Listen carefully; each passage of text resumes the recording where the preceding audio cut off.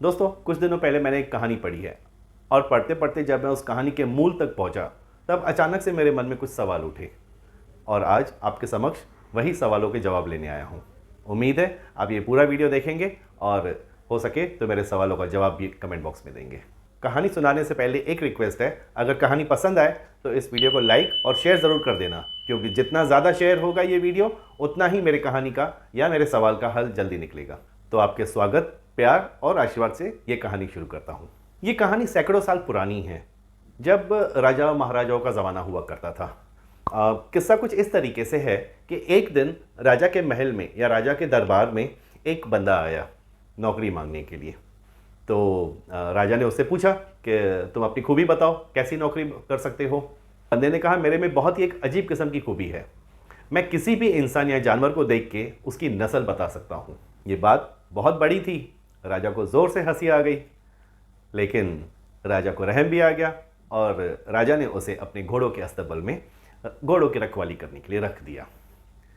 एक दिन घोड़ेसवारी करते करते राजा जी जब वहाँ से गुजर रहे थे तो उनका याद आई वो सेवक की बात कि वो नस्ल जान सकता है।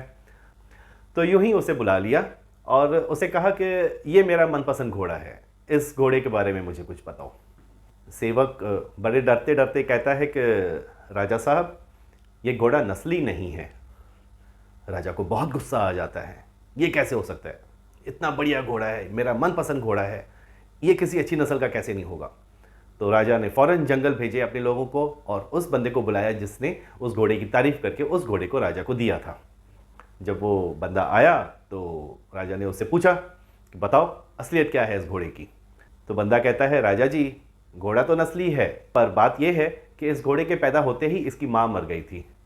अब इतनी बढ़िया नस्ल का घोड़ा था तो इस घोड़े को गाय का दूध पिलाया और गाय के अस्तबल में रखा था ऐसे, और ये गाय के साथ ही पल बढ़ के बड़ा हुआ है।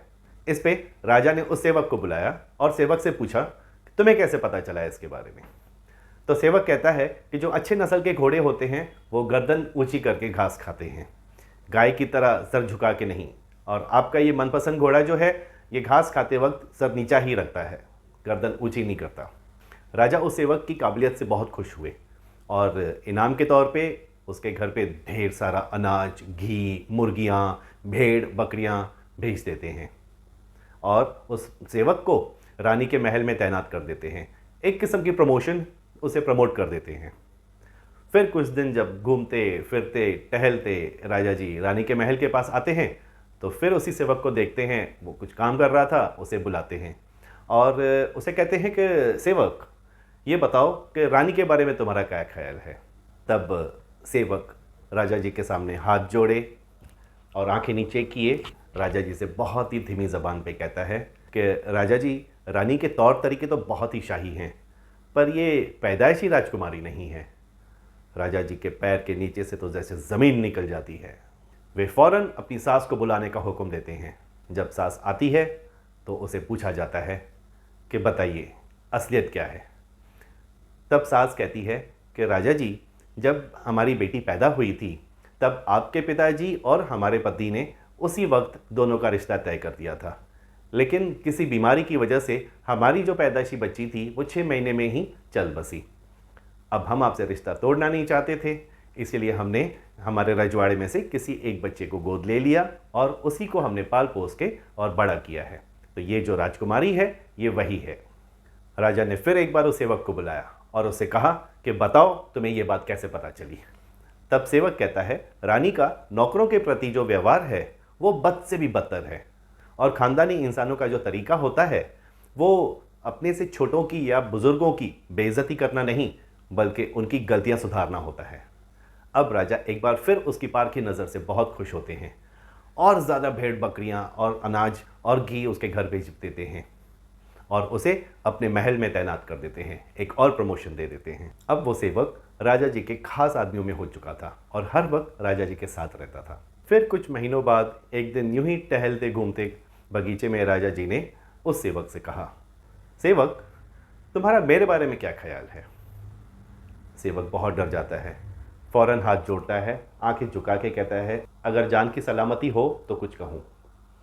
राजा भी बड़ी खुशी में थे, उन्होंने फौरन वादा कर दिया कि जाओ तुम्हारी जान बख्श देंगे, तुम जो कहोगे तुम्हें माफ़ है।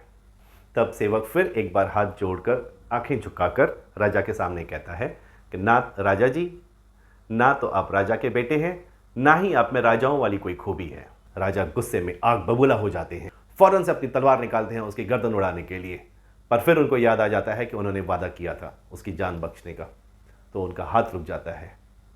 पर फिर भी गुस्से में वो उसी वक्त घोड़ा लेके और जल्दी से अपनी माँ के महल पहुंच जाते हैं और अपनी माँ से जाके पूछते हैं कि माँ बताओ असलियत क्या है। माँ कहती है बेटा ये सच है, जब सालों तक उनके कोई औलाद नहीं हो रही थी तो राजा और रानी फैसला करते हैं एक बच्चा गोद लेने का। आखिर इतने बड़े साम्राज्य को चलाना था, आगे कौन चलाएगा। तो जब राजा रानी शिकार करने के लिए किसी जंगल में जाते हैं तो वहाँ एक चरवाहे का बच्चा था जिसकी माँ गुजर चुकी थी, तो उस चरवाहे से वो छोटा सा बच्चा राजा और रानी गोद ले लेते हैं। ये वही बच्चा है जो बड़ा होके उस साम्राज्य का राजा बना है। ये सुनते ही राजा बहुत उदास हो जाते हैं और फिर सेवक के कंधे पे हाथ रख के कहते हैं अरे भाई अब बता दे कि ये तुझे कैसे पता चला। तो सेवक मुस्कुराते हुए कहता है कि राजा जी, जो खानदानी राजा महाराजा होते हैं ना, वो जब खुश होते हैं तो इनाम में हीरे जवाहरात और सोने चांदी की अशर्फियाँ देते हैं, आपकी तरह भेड़ बकरियाँ, घी और अनाज नहीं। ये चीज़ें या तो कोई चरवाहा दे सकता है या तो कोई लालची कंजूस इंसान। दोस्तों, इस छोटी सी कहानी से हमें ये सीख मिलती है कि किसी इंसान के पास चाहे कितना भी धन दौलत समृद्धि सुख रुतबा, यहाँ तक के वो चाहे खुद बाहुबली क्यों ना हो, लेकिन ये सब बाहरी दिखावा होता है। इंसान की असलियत की पहचान उसके व्यवहार, उसकी नीयत और उसके कर्मों से होती है। ये कहानी और सीख मुझे मनीषा जी की तरफ से पता चली है। मनीषा जी का बहुत बहुत शुक्रिया। दोस्तों, अब उस सवाल की बारी जो मेरे मन में आया इस कहानी को पढ़ने के बाद।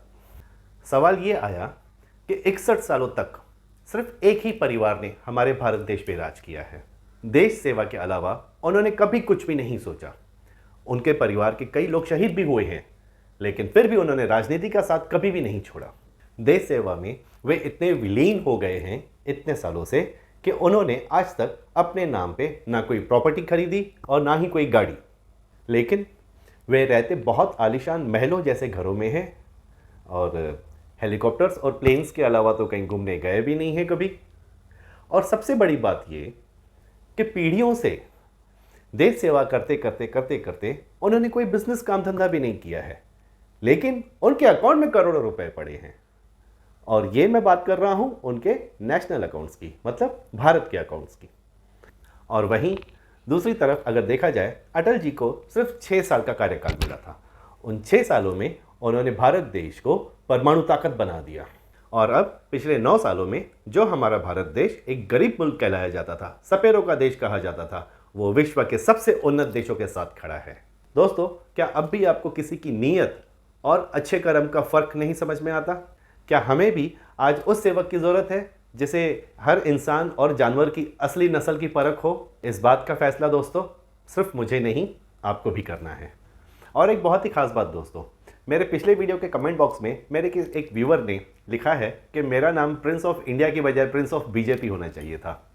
मैं आपको बता दूं, कांग्रेस हो चाहे बीजेपी, मैं हमेशा प्रिंस ऑफ इंडिया ही रहूँगा। और जो मेरे देश की बजाने की कोशिश करेगा, मैं उसकी बजाता रहूँगा। मुझे आप लोगों का साथ मिले तो बहुत बढ़िया, हम सब मिलकर लड़ेंगे अपने देश की तरक्की के लिए।